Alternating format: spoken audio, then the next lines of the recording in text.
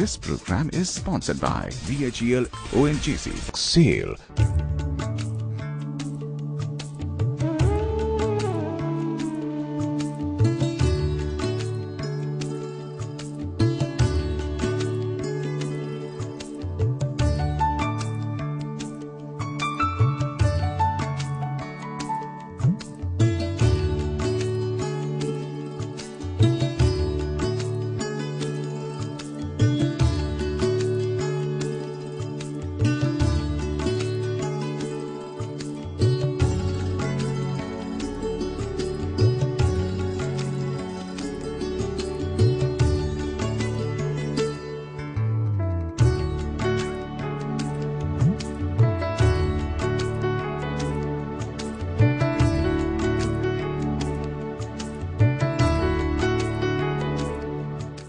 नमस्कार।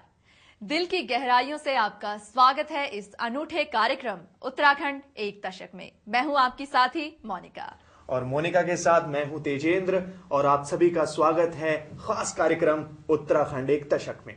दोस्तों, ये कार्यक्रम एक सच्ची कहानी है, एक सपने के सच होने की। ये कविता है पत्थर पर पसीने की जीत की। ये कार्यक्रम है उत्तराखंड में अनूठी विकास यात्रा का। मोनिका, तकरीबन आज से 10 साल पहले यानी 9 नवंबर सन 2000 को इस पर्वतीय राज्य ने भारत के मानचित्र पर जन्म लिया था।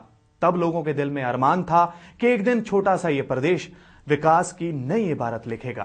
पर तेजेंद्र, ये भी आशंका थी कि कैसे ये नन्हा सा राज्य विकास की पथरीली पगडंडी पर आगे बढ़ पाएगा। लेकिन मोनिका, समय बीतता चला गया और समय बीतने के साथ साथ आशंकाओं की धूल भी छंटती चली गई। और तेजेंद्र, 10 साल के छोटे से वक्त में ये प्यारा सा राज्य अच्छों को पछाड़कर विकास की दौड़ में तीसरे स्थान पर पहुंच चुका है और पूरे देश को इस छोटे से प्रदेश पर नाज है। उत्तराखंड ने यह सिद्ध कर दिया कि यह भूमि पक्के इरादे वाले पौरुष की है। ये जमीन मेहनत की मिसाल बन चुकी महिलाओं की है। और इस विकास यात्रा ने यह भी दिखा दिया कि भागीरथ के उस तप की संस्कृति आज भी इस प्रदेश में जीवंत है, जो कि गंगा को स्वर्ग से धरती पर उतार लाती है। बिल्कुल। और उत्तराखंड वासियों ने यह दिखा दिया है कि उनका गौरवशाली अतीत उन्हें लगातार हौसले से आगे बढ़ने की हिम्मत दे रहा है और यहाँ के लोग लगातार विकास देवता की मूर्ति को गढ़ रहे हैं। तो चलिए सबसे पहले लेते हैं एक झलक इस पावन धरती के अतीत की।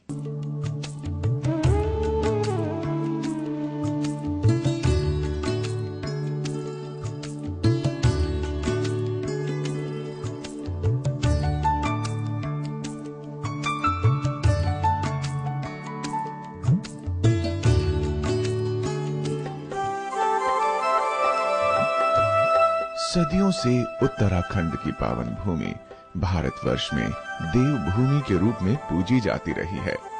पौराणिक ग्रंथों में गढ़वाल का उल्लेख केदार खंड के रूप में और कुमाऊं का वर्णन मानस खंड के रूप में श्रद्धा के साथ किया गया है।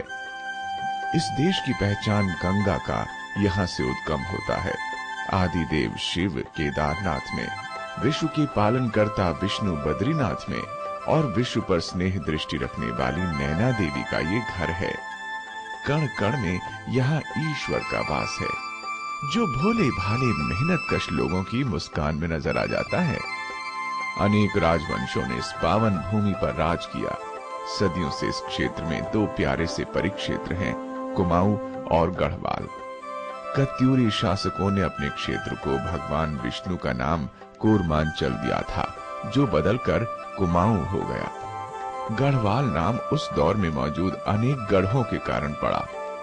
लगभग 54,000 वर्ग किलोमीटर के क्षेत्र में फैला है ये प्यारा सा प्रदेश उत्तराखंड। 93% क्षेत्र पर्वतीय है। प्रकृति से प्यार इतना कि लोग पेड़ों के लिए जान गंवाने तक को तैयार हैं। तभी तो राज्य का 64% इलाका हरियाली की चादर से ढका हुआ है। आबादी इस राज्य में कोई समस्या नहीं। 2001 की जनगणना के मुताबिक प्रदेश में करीब 85 लाख बाशिंदे बसते हैं, जिनमें अनेक जनजातियां भी शामिल हैं। ये प्रदेश बीती सदी तक उत्तर प्रदेश का एक हिस्सा था। उत्तर प्रदेश की विशालता के कारण पर्वतीय क्षेत्र की विकास की अपेक्षाएं अधूरी रह जा रही थीं। एक नए राज्य के लिए उत्तराखंड के आम नागरिकों ने संघर्ष किया, जिसमें महिलाओं की भागीदारी अहम रही। 9 नवंबर 2000 को भारतवर्ष के मानचित्र पर 27वें राज्य के रूप में उत्तरांचल ने जन्म लिया। जनवरी 2007 में इसे नया नाम मिला उत्तराखंड। उत्तर में नेपाल, पूर्व में उत्तर प्रदेश, दक्षिण में हरियाणा और पश्चिम में हिमाचल प्रदेश से घिरा है उत्तराखंड। प्रदेश में 2 मंडलों के अंतर्गत कुल 13 जिले हैं। ज्ञान की इस भूमि पर 72% साक्षरता है। साथ ही प्रदेश को गर्व है कि हिंदी के साथ आदि भाषा संस्कृत उसकी राजभाषा है। यदि हम इस बात को देखते हैं कि उत्तराखंड राज्य बनने से पहले क्या था और उत्तराखंड राज्य बनने के बाद हम किधर खड़े हैं, तो मैं बहुत भरोसे के साथ ये कह सकता हूँ कि तब और अब में बहुत जमीन और आसमान का अंतर है और राज्य निर्माण की अपनी सार्थकता सिद्ध हुई है। और जिस दिन हमारा राज्य बना उस दिन हमारे राज्य की जो विकास दर थी वो 2.9% थी मात्र, और ये देश का सबसे पिछड़ेतम राज्यों में क्षेत्र में होता था। लेकिन आज हमारी विकास की दर 9.41% होकर के हम देश के जो विकसित राज्य हैं दूसरे नंबर पर आए हैं। तो मैं कह सकता हूं कि जिस दिन राज्य बना था उस दिन कर राजस्व मात्र 165 करोड़ रुपए हमारा आता था। आज इन 10 वर्षों में वो 4000 करोड़ के करीब हो गया। कार्यक्रम उत्तराखंड एक दशक में अभी बहुत कुछ देखना बाकी है, मगर वो सब देखने से पहले हमें लेना होगा एक छोटा सा विराम। आप देखते रहिए कार्यक्रम उत्तराखंड एक दशक। हम हैं वो रोशनी जो बनाए आपका भविष्य और उज्जवल। हम हैं ONGC। One nation, one mission, one committed organization. Bharat Heavy Electricals Limited. Powering progress, brightening lives.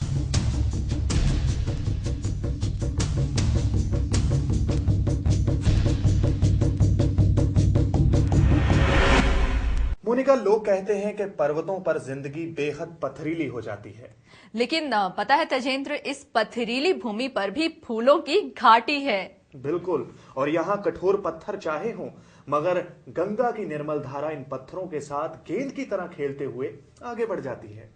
और तेजेंद्र, ये उत्तराखंड के मेहनती लोगों का ही जज्बा है कि वो विपरीत परिस्थितियों को भी अपने पक्ष में मोड़कर विकास के रास्ते पर आगे बढ़ जाते हैं। और सबसे बड़ी बात तो ये है कि इस प्रदेश की सफलता ने पूरे देश के लिए बहुत सारी उम्मीदें पैदा कर दी हैं।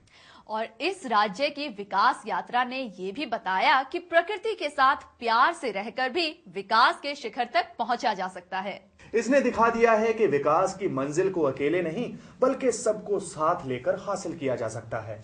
तो चलिए देखते हैं उत्तराखंड के समग्र विकास की एक झलक।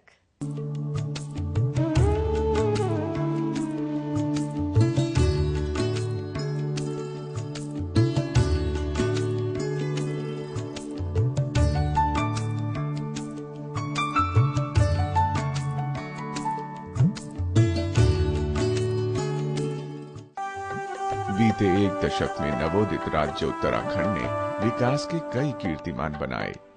सकल राज्य घरेलू उत्पाद यानी GSDP में प्रदेश देश में पहले स्थान पर रहा। सकल घरेलू उत्पाद वृद्धि के मामले में भी उत्तराखंड ने भी एक लंबी छलांग लगाई और तीसरा स्थान हासिल किया। ये 2.9 से बढ़कर 9.41 की ऊंचाई पर पहुंच गई। विकास का सबसे बड़ा पैमाना यह है कि आम आदमी को क्या हासिल हुआ। इस मामले में आज उत्तराखंड सिर उठाकर कह रहा है कि प्रदेश के गठन के समय प्रति व्यक्ति आय महज 14,500 रुपए थी। ये आज 3 गुनी होकर लगभग 42,000 रुपए हो गई है। 20 सूत्रीय कार्यक्रमों में भी प्रदेश ने बाजी मारी। देश के भविष्य बच्चों के विकास के मामले में भी प्रदेश देश में अव्वल रहा। प्रदेश के उत्कृष्ट आर्थिक प्रदर्शन को देखते हुए 13वें वित्त आयोग ने इस राज्य को 1000 करोड़ प्रोत्साहन राशि के रूप में भेंट किए। विकास का परिवेश बना तो निवेश का माहौल भी विकसित हुआ। 10 साल पहले राज्य में केवल 95 करोड़ रुपए का निवेश था। आज ये आंकड़ा 26,000 करोड़ रुपए को पार कर चुका है। टाटा, महिंद्रा, अशोक लेलैंड, हीरो होंडा जैसी कंपनियों ने उत्तराखंड में अपनी इकाइयां स्थापित की हैं। Power grid corporation of India की भूमिका भी खासी अहम रही, जिसके बल पर प्रदेश ऊर्जा प्रदेश बनने के मंजिल की ओर आगे बढ़ रहा है। ऊधम सिंह नगर में पंतनगर और सितारगंज विकास के नए केंद्रों के रूप में विकसित हुए। देहरादून में सीलाकुई, हरिद्वार और पौड़ी में औद्योगिक क्षेत्र और आईटी पार्क बने। पर्वतीय क्षेत्रों को विशेष औद्योगिक पैकेज मिला और उन्हें 150 करोड़ रुपए हासिल हुए। 10 साल पहले विकास में उद्योग का प्रतिशत 19% से कम था। आज ये लगभग 2 गुना यानी 34% के करीब हो चुका है। विकास सिर्फ शहरों तक सीमित नहीं रहा। गांव के विकास के लिए अटल आदर्श ग्राम योजना बनी। अटल आदर्श ग्राम योजना भी हमारी पूरे देश के लिए एक अभिनव होगी। हमारे जो पूर्व मुख्य सचिव नपच्याल जो अभी सेवानिवृत्त हुए हैं, हमने उनकी अगुवाई में एक अच्छी टीम खड़ी की, जिसमें हमने ये सोचा कि हर न्याय पंचायत स्तर के जो केंद्र है उसको हम विकसित करेंगे। उसको हमने नाम दिया अटल आदर्श गांव। ये ऐसे गांव होंगे जहाँ सड़क, चिकित्सा, शिक्षा, पर्यावरण, रोजगार से लेकर वैज्ञानिक तकनीकी से लेकर हर चीज समृद्धता होगी। और ये देश के लिए ऐसे गांव विकसित होंगे 670, जिस पर देश को गर्व होगा। सड़कों के जरिए गांवों तक विकास की संजीवनी पहुंचाने पर खास जोर दिया गया। राज्य सरकार ने हर गांव को सड़क व पुलों से जोड़ने का बीड़ा उठाया। 10 साल में प्रदेश में कुल 21,000 किलोमीटर सड़कों का निर्माण हुआ। पंचायतों में 50% आरक्षण मिला। भ्रूण हत्या रोकने और कन्या शिक्षा को बढ़ावा देने के लिए गरीबी रेखा से नीचे रहने वाले परिवारों के लिए नंदा देवी कन्या योजना और गौरा देवी कन्या धन योजना आरंभ हुई। सबसे बढ़कर बीते दशक में विकास को एक नई दृष्टि मिली और इसी नई दृष्टि से जन्मा विजन 2020, जिसके तहत विभागवार योजनाओं और लक्ष्यों का निर्धारण कर 2020 तक उत्तराखंड को शिखर तक ले जाने का महाअभियान आरंभ हो गया है।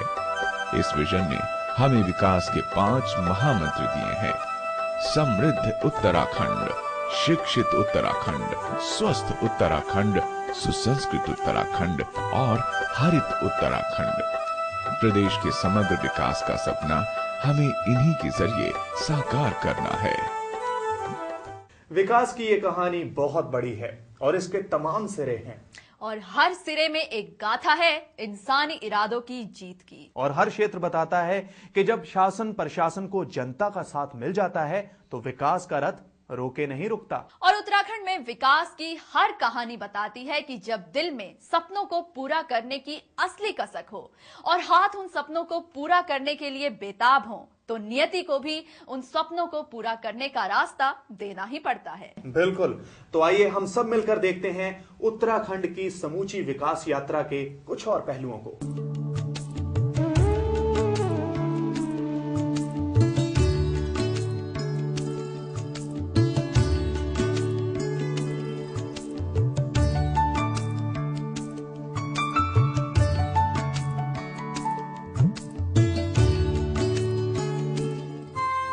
सदियों से उत्तराखंड ज्ञान का केंद्र रहा है।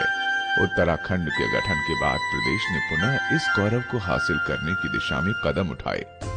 पुराने शिक्षण संस्थानों में नवीन प्राण पड़े, नवीन विश्वविद्यालयों की स्थापना हुई, चिकित्सा क्षेत्र में अभूतपूर्व क्रांति हुई। सचल चिकित्सा वाहनों के जरिए आधुनिक सुविधाएं घर घर तक पहुंची। पंडित दीनदयाल उपाध्याय 108 आपात सेवा वरदान साबित हुई। 108 तो हमारे यहाँ की उसने पूरी दुनिया का रिकॉर्ड तोड़ा है। पूरी दुनिया में नया कीर्तिमान स्थापित किया 108 ने। अभी तक दुनिया में 2 वर्ष में 2.25 वर्ष में 108 ने हमारी 1,30,000 से भी अधिक मार बच्चों की जानों को बचाया। 28,000 भीषण एक्सीडेंट जो होते हैं, सड़क दुर्घटनाएं, उसमें लोगों की जान बचाई। और 1,850 से भी अधिक बच्चे चलते हुए एम्बुलेंस में पैदा होते हैं। दुनिया का पहला उदाहरण। श्रीनगर एवं हल्द्वानी मेडिकल कॉलेज में न्यूनतम 15,000 रुपए वार्षिक फीस पर डॉक्टरी की डिग्री शिक्षा की सुविधा मिली। प्राचीन चिकित्सा पद्धतियों को फिर से उनकी खोई गरिमा प्राप्त हुई। योग का ज्ञान घर घर पहुंचा। प्राचीन ज्ञान की रक्षा के लिए जड़ी बूटियों की खेती पर खास जोर दिया गया। सेवानिवृत्त सैनिकों को दी जाने वाली धनराशि में कई गुना वृद्धि की गई। जय जवान आवास योजना के तहत सैनिकों को आवास के लिए निशुल्क भूमि प्रदान की गई, जो कि देश में सैनिक कल्याण की दृष्टि से एक अनूठी पहल है। भारतीय संस्कृति का प्रतीक गंगा के अस्तित्व के लिए खतरा माने जाने वाली परियोजनाओं को रोक दिया गया। स्पर्श गंगा अभियान आरंभ हुआ और जानी मानी अभिनेत्री एवं शास्त्रीय नर्तकी हेमा मालिनी इस अभियान की ब्रांड एम्बेसडर बनी।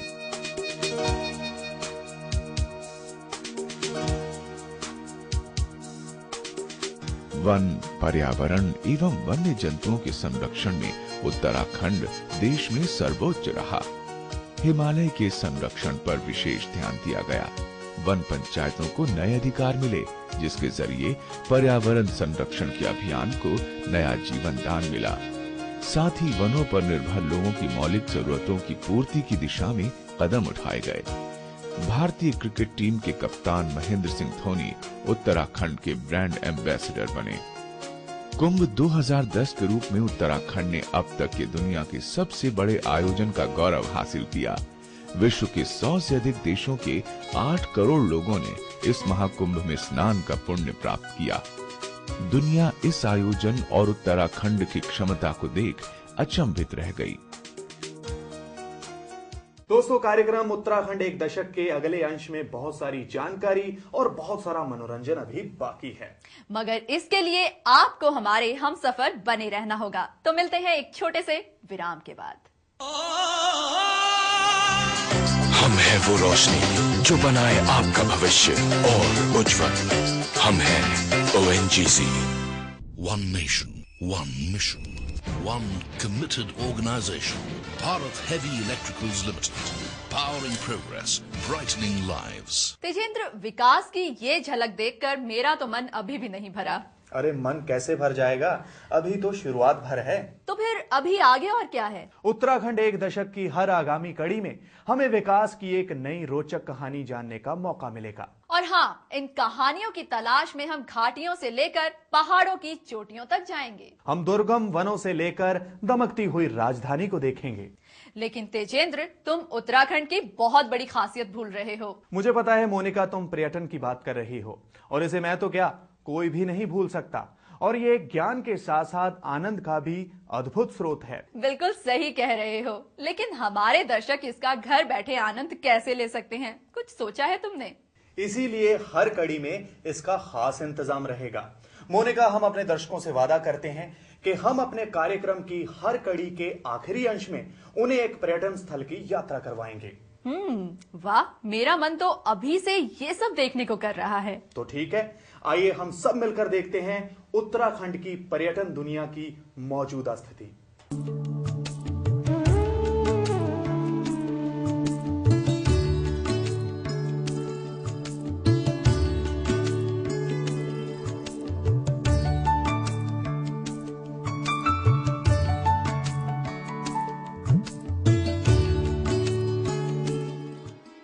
देवात्मा हिमालय की गोद में बसा उत्तराखंड। कंकर कंकर यहाँ शंकर है। तभी देवभूमि गंगा अन्य देव नदियों के साथ इसके कण कण को निरंतर पवित्र करती रहती हैं। सदियों से इस देवभूमि की पहचान है यहाँ के चारों धाम, बद्रीनाथ, केदारनाथ, गंगोत्री, यमुनोत्री। यकीनन और ये पहचान आने वाली पीढ़ियों तक भी कायम रहेगी। लेकिन उत्तराखंड में सैकड़ों ऐसे तीर्थों को भी विकसित किया जा रहा है जो धार्मिक दृष्टि से अत्यंत महत्वपूर्ण हैं, लेकिन उन तीर्थों के बारे में मौजूदा दौर में अधिकतर लोगों को मालूम ही नहीं। हाँ, और सिर्फ तीर्थ ही नहीं, प्रदेश सरकार ने ऐसे अनेक अनदेखे अनजाने स्थलों को विकसित किया है जहां प्रकृति ने दिल खोलकर अपनी दौलत लुटाई है। जैव विविधता के संरक्षण और प्रकृति की प्यारी गोद का एहसास कराने के लिए इको टूरिज्म को बढ़ावा दिया जा रहा है। धनौल्टी इको पार्क की सफलता को देखते हुए हर जनपद में 2-3 स्थलों का इसके लिए चिन्हीकरण भी किया जा रहा है। धार्मिक पर्यटन के अलावा एक बिल्कुल अलग तरह का पर्यटन इस प्रदेश में विकसित किया जा रहा है और वो है एडवेंचर टूरिज्म यानी साहसिक पर्यटन। वास्तव में जिस देश में 55% से ज्यादा युवा हो, वहां तो इस एडवेंचर टूरिज्म की संभावनाएं अनंत हैं। बीते एक दशक में साहसिक पर्यटन के क्षेत्र में एक से बढ़कर एक कवायद की जा रही हैं। उत्तराखंड में बीते एक दशक में पर्यटन का एक नवीन क्षेत्र में भी विकास हुआ है। इसे सरकार ने योग ध्यान पर्यटन नाम दिया है। यही वजह है कि उत्तराखंड राज्य बनते समय देशी पर्यटकों की संख्या 1 करोड़ के करीब थी। ये बढ़कर 2.5 करोड़ के लगभग पहुंच रही है। विदेशी पर्यटकों की संख्या भी निरंतर बढ़ती जा रही है। 2001-2 में विदेशी पर्यटकों की संख्या 55,000 थी, जो एक दशक में दुगनी से ज्यादा यानी 1,18,000 हो गई है।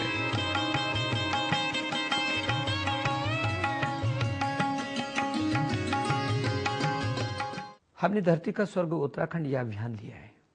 हमारे पास ताल, बुग्याल, फूलों की घाटी, एक ही घाटी नहीं, कई घाटियां। शीतकालीन क्रीड़ा का दुनिया का सबसे बड़ा स्थान ओली, जल क्रीड़ा का दुनिया में सबसे बड़ा स्थान, पर्वतारोहण का सबसे बड़ा स्थान, सब कुछ है वहाँ। और इसलिए हम लोगों ने लगभग 51 स्थान चुने हैं, जिनमें प्रथम दृष्टि से 25 स्थानों पर हेलीपैड बना रहे हैं। हवाई सेवा भी उनको देंगे, लेकिन हम पर्यटन के क्षेत्र में बहुत तेजी से आगे बढ़ रहे हैं। देश के अंदर पर्यटन की दिशा में हम नंबर 1 हैं। वाकई तेजेंद्र, नए प्राण से आ जाते हैं जब हम उत्तराखंड के किसी भी पर्यटन स्थल की एक झलक देखते हैं। और मोनिका, पर्यटन से आनंद ही नहीं बल्कि रोजगार भी मिलता है, और इसी उद्देश्य से उत्तराखंड में वीर चंद्र सिंह गढ़वाली योजना आरंभ की गई है, जिससे यहाँ के लोगों को स्वरोजगार मिला है। वास्तव में विकास नाम है एक साझा सपने का, और विकास की सबसे बड़ी पहचान है मुस्कान। पर तेजेंद्र, मुझे तो लगता है बीते दशक में इस प्रदेश की मुस्कान निरंतर बढ़ी है। मोनिका, इसके साथ साथ समय की सुइयों को भी देखो, वो भी लगातार आगे बढ़ रही हैं। ओह, वाकई में वक्त पर किसी का जोर नहीं चलता। खैर, ये तो हमारी इस यात्रा का पहला कदम था। उम्मीद है कि आपका साथ हमारे इस सफर को यादगार बना देगा, लेकिन इसके लिए हमें जरूरत है आपके स्नेह और आपके सुझावों की। आप अपने सुझाव हमें भेज सकते हैं हमारी मेल आईडी पर। हमारी मेल आईडी है bakhancreationsfilms@gmail.com। अगले हफ्ते इसी दिन इसी वक्त आपसे फिर होगी मुलाकात। तब तक के लिए नमस्कार।